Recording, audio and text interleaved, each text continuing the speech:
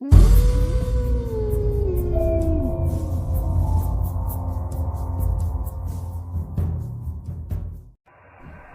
कथा के लेखक हैं धीरज कुमार सालुंके। राजू को जिंदा देखकर ऑटो ड्राइवर बहुत खुश हुआ। उसकी आंखों में खुशी के आंसू आ गए। राजू, मेरे भाई, तू जिंदा है, जल्दी से यहाँ आ जा और मुझे यहाँ से बाहर निकाल, उसने राजू से कहा। राजू ने अपने हाथों के कोहनी को फर्श पर टिका दिया और कोहनी के बल वो बाथरूम के दरवाजे पर आ गया। उसने दरवाजा खोलने के लिए अपना हाथ उठाया, तभी रिक्शा चालक जोर से चिल्लाया, राजू पीछे देख। और जैसे ही उसने पीछे मुड़कर देखा, उस औरत ने उसके मुंह पर लोहे का फावड़ा दे मारा और राजू का सिर उल्टा हो गया। यह देख ऑटो ड्राइवर का मुंह खुला का खुला रह गया। वो औरत फिर से जिंदा हो गई थी और उसने लोहे के फावड़े से एक ही बार में राजू को मार दिया था। लेकिन ये कैसे हो सकता है? ये औरत तो मर चुकी थी। राजू ने इसके सिर में चाकू घोंप दिया था। वो चाकू अभी भी उसके सिर में है। ऑटो ड्राइवर सोचने लगा। उस औरत ने उसके हाथ में से फावड़ा फर्श पर फेंक दिया और उसने अपने सिर में घुसा हुआ चाकू बाहर खींच लिया। फिर उसने उस चाकू पर लगे खून को अपनी लंबी और काली जीभ से चाटा। उस औरत की साड़ी राजू के खून से लथपथ हो गई थी। उसके लंबे काले बाल बिखरे हुए थे। उसकी आंखों के नीचे काले घेरे आ गए थे। थोड़ी देर पहले उसके चेहरे पर जो चमक और चेहरे की नाजुकता दिख रही थी, अब वो गायब हो गई थी। उसके हरकत से उसके इंसान होने के कोई संकेत नहीं दिखाई दे रहे थे, क्योंकि एक इंसान कभी भी इतना निर्दयी नहीं हो सकता और कोई भी इंसान सर में चाकू घोंपने के बाद जिंदा नहीं होता।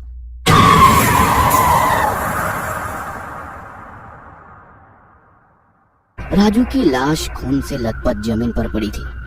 उस औरत ने राजू की लाश उठाई। उसने राजू का सिर अपने कंधों पर रख लिया। तभी टेबल पर रखा हुआ म्यूजिक प्लेयर अचानक से चालू हो गया और गाना बजने लगा। और उसके बाद वो औरत राजू की लाश के साथ नाचने लगी। वो औरत राजू के लाश के साथ नाच रही थी। यह देख ऑटो ड्राइवर के होश उड़ गए। ऑटो ड्राइवर दरवाजे के पास से हट गया और उसने अपना सिर टॉयलेट सीट पर रख दिया और जोर जोर से रोने लगा, क्योंकि उसने अपना सबसे करीबी दोस्त गंवाया था।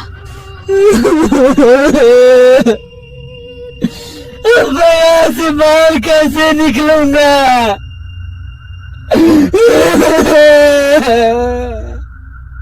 वो रोते रोते खुद से ही बोल पड़ा। उसे पता चल गया था कि वो औरत या तो भूत या फिर चुड़ैल है और उस चुड़ैल का मकसद सिर्फ उसकी मौत है। उसने आंखें मूंद ली और भगवान का ध्यान करने लगा। कुछ देर बाद वो भगवान का ध्यान करते हुए सो गया, लेकिन कुछ ही समय में किसी ने उसे गाल पर जोर से थप्पड़ मार दिया। कौन है? कौन है? ऑटो ड्राइवर नींद से जागते हुए बोला। बाथरूम में चारों ओर देखा। उसके और उसकी लाशों के सिवा बाथरूम में कोई नहीं था। उसने पीछे मुड़कर मेज के नीचे लाश को देखा। वो अभी भी अपने हाथों और पैरों को फैलाकर लेटी हुई थी और उसकी आंखें और मुंह खुले थे। ऑटो ड्राइवर की नजर उस लाश की जांघ पर गई। उसकी जांघ के नीचे एक काली कवर वाली डायरी थी। उसे लगा कि उसे कोई आभास हुआ होगा, इसलिए वह फिर से सो गया। जब वो सो गया तो किसी ने उसे पीछे से उसके पिछवाड़े में लात मारी।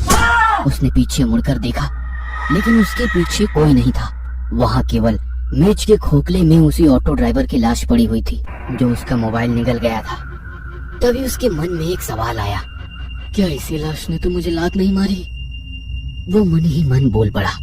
तभी उसकी नजर उस लाश की जांघों पर पड़ी और उसके रोंगटे खड़े हो गए, क्योंकि थोड़ी देर पहले जो डायरी उस लाश के जांघ के नीचे थी, वो अब उसकी जांघ से बाहर निकली थी। इसका मतलब ये था कि या तो वो डायरी खुद चलकर उस लाश की जांघ के बाहर निकली होगी या फिर वो लाश वहां से सड़क गई होगी। और डायरी तो खुद से चल नहीं सकती।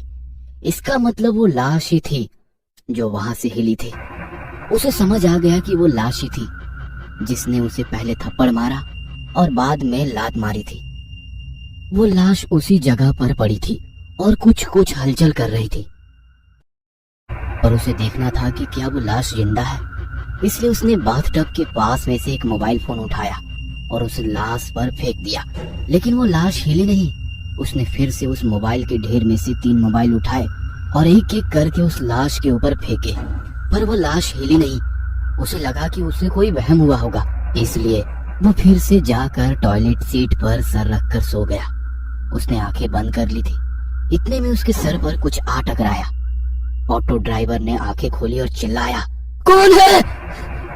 तभी उसकी नजर उसके सामने पड़े हुए मोबाइल पर पड़ी और उसकी सांसें रुक गई, क्योंकि उसके सर पर किसी ने मोबाइल फेंक कर मारा था। उसने पीछे मुड़कर टेबल के खोखले में पड़ी लाश को देखा। उसके बाजू में 3 मोबाइल पड़े हुए थे। यह देखकर तो उसका दिल धड़कना बंद हो गया, क्योंकि उसने उस लाश के ऊपर 4 मोबाइल दे मारे थे। अब यहाँ सिर्फ 3 थे। इसका मतलब वो लाश ही थी जिसने उसे मोबाइल फेंक कर मारा था। वो उस लाश को देखकर पीछे पीछे जाने लगा। तभी उसके पीछे बाथ टब में से दूसरी लाश ने उसके पिछवाड़े में लात मारी और ऑटो ड्राइवर सीधे टेबल के नीचे पड़े हुए लाश के पैरों में जा गिरा। उस लाश के पैरों में गिरते ही उस लाश ने दोनों हाथों से उसका गला घोटना शुरू कर दिया। ऑटो ड्राइवर दर्द के मारे तड़प रहा था। वो उस लाश का चेहरा अपने नाखूनों से नोच रहा था, पर वो लाश उसका गला छोड़ ही नहीं रही थी। ऑटो ड्राइवर को उसकी मौत उसके सामने दिखाई दे रही थी। तभी उसने अपने हाथ फर्श पर टिका दिए। उसका नसीब अच्छा था कि उसे अपना चाकू फर्श पर मिला और उसने चाकू को उठाकर सीधा उस लाश के आंखों में घुसेड़ दिया और वैसे ही लाश सुन पड़ गई। उसने ऑटो ड्राइवर का गला छोड़ दिया और बेजान होकर नीचे पड़ गई। ऑटो ड्राइवर वहां से उठ गया और टॉयलेट सीट पर जाकर चढ़ गया। उसकी सांसें अटक रही थी। अब उसकी बाईं ओर टेबल के नीचे पड़ी हुई लाश थी और दाईं ओर बाथ टब जो लाशों से भरा हुआ था। हे भगवान, मुझे यहाँ से बाहर निकालो। मैं फिर कभी शराब नहीं पीऊंगा, गालियां नहीं दूंगा, हमेशा आपकी पूजा करूंगा, किसी भी औरत की तरफ नहीं देखूंगा। आप कहे तो मैं सन्यासी बन जाऊंगा, पर मुझे इस बाथरूम से बाहर निकालो भगवान, बाहर निकालो। मैं आपसे विनती करता हूँ भगवान। ऑटो ड्राइवर ने भगवान से प्रार्थना की, तू कभी यहाँ से बाहर नहीं निकल पाएगा, ना जिंदा ना मुर्दा। उसके बाद वो जोर जोर से हंसने लगी। ऑटो ड्राइवर ने अपने कान बंद कर लिए और भगवान का नाम लेना शुरू कर दिया। हे राम, हे राम, हे राम, हे राम, हे राम, हे राम। पर भगवान का नाम लेते हुए उसके मन में एक ही सवाल आया, क्या भगवान उसके इस गलती के लिए माफ कर देंगे? क्योंकि उसने एक औरत की इज्जत लूटने की कोशिश की थी। उसके मन में ना जाने कौन सा ख्याल आया और उसने भगवान का नाम लेना बंद कर दिया। कुछ देर बाद सुबह हो गई थी और वो सोचने लगा, क्या मेरे इस गलती की सजा सिर्फ मौत है? क्या सच में मैं इस बाथरूम के बाहर कभी नहीं निकल पाऊंगा? क्या मैं कभी अपने बीवी बच्चों को नहीं देख पाऊंगा?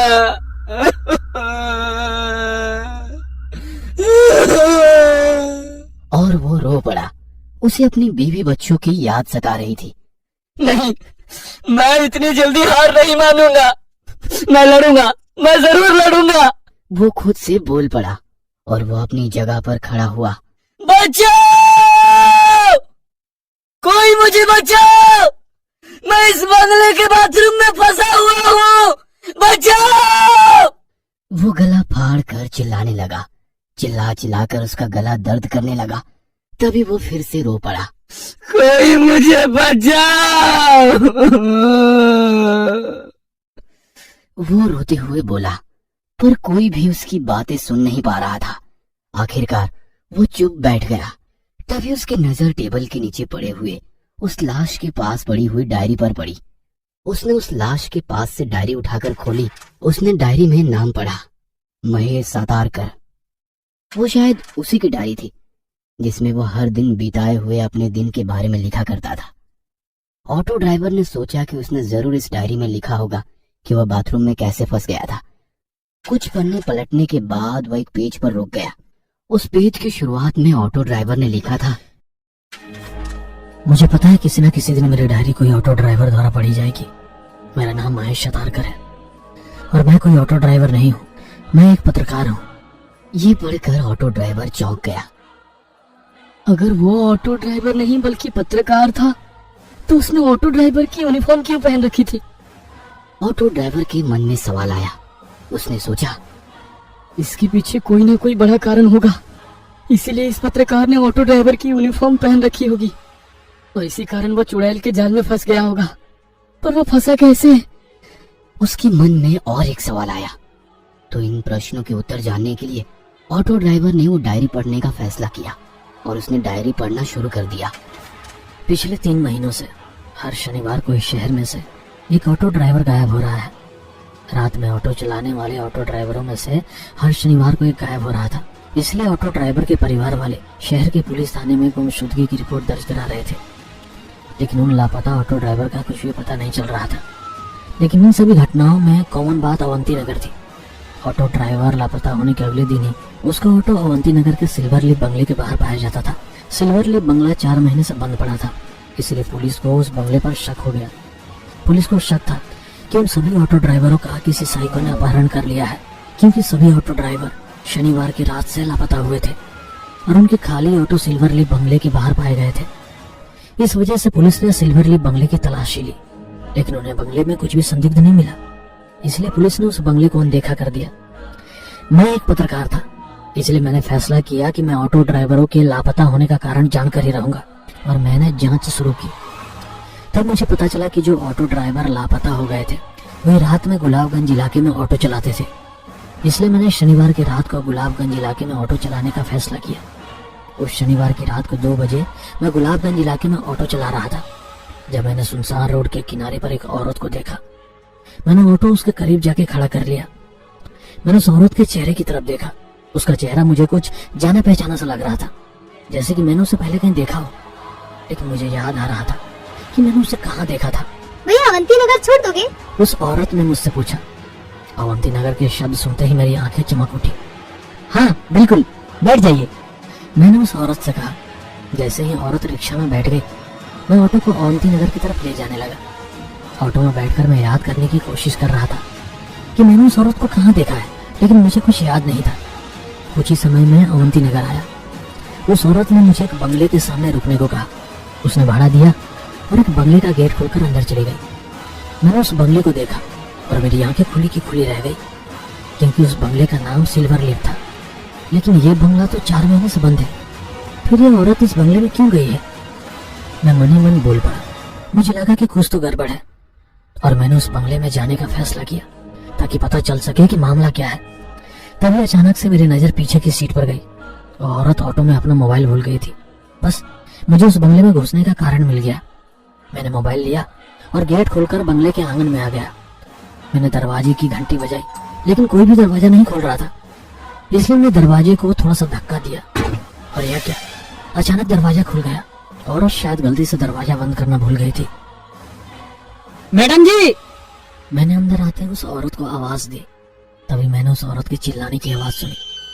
दूसरी मंजिल के एक बेडरूम से वो चीखने की आवाज आई थी, इसलिए मैं दूसरी मंजिल के उस बेडरूम की तरफ भागा, लेकिन मैंने देखा कि बेडरूम खाली था।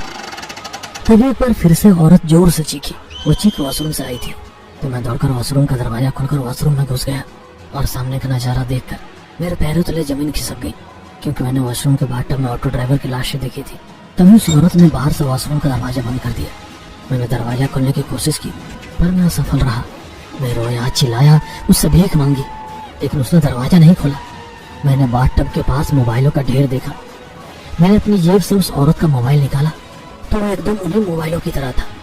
मैं समझ चुका था कि उस औरत ने मुझे अपने जाल में फंसाया है, लेकिन वो औरत कौन थी? मेरे मन में सवाल आया। अचानक मेरे दिमाग में कुछ आया और मेरे दिल की धड़कन बंद हो गई। कुछ 4-5 महीना पहले सिल्वर लेक में, मतलब इसी बंगले में, इस बंगले की मालकिन की बड़ी ही बेरहमी से हत्या कर दी गई थी। मैंने तुरंत अपनी जेब से मोबाइल निकाला और गूगल पर श्यामला देशमुख मर्डर लातूर सर्च किया, पर वहां मैंने श्यामला देशमुख यानी इस बंगले की मालकिन की फोटो देखी और डर के मारे मेरे रोंगटे खड़े हो गए, क्योंकि जिस औरत ने मुझे इस वॉशरूम में बंद कर दिया, उस औरत का चेहरा और इस बंगले के मालकिन के चेहरे से मेल खा रहा था। पर यह कैसे मुमकिन है? ये औरत तो 5 महीने पहले ही मर गई थी। मैं मन ही मन बोल पड़ा और इस तरह से मुझे पता चल गया कि वह औरत भूत है। और जरूर अपनी मौत का बदला लेने के लिए ऑटो ड्राइवरों को अपने जाल में फंसाकर उन्हें मार डालती रही थी। ये बात सभी लोगों को पता होनी चाहिए थी, इसलिए मैंने अपने दोस्त को कॉल किया, पर उसके फोन उठाने से पहले ही टेबल के खोखले में लेटी एक लाश ने मेरा मोबाइल निकाल लिया। मैं वह देखकर बहुत ज्यादा डर गया था, पर उसके बाद मुझे उस लाश की आदत सी पड़ गई थी। जैसे ही रात में सोने की कोशिश करता, वह लाश मुझे कभी थप्पड़ मारती तो कभी लात मारती थी। सुबह होते ही वह लाश ठंडी पड़ जाती थी।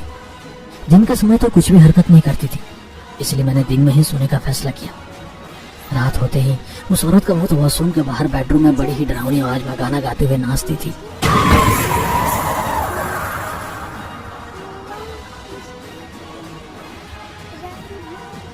उसकी आवाज सुनकर मेरे कान दर्द करते थे।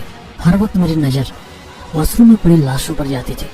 उसमें से आधे ऑटो ड्राइवर तो उस वॉशरूम में बिना खाने पीने के तड़प के मर गए थे। मैं हमेशा सोचता था कि वो औरत इन सभी की मौत कैसे देख पाती होगी।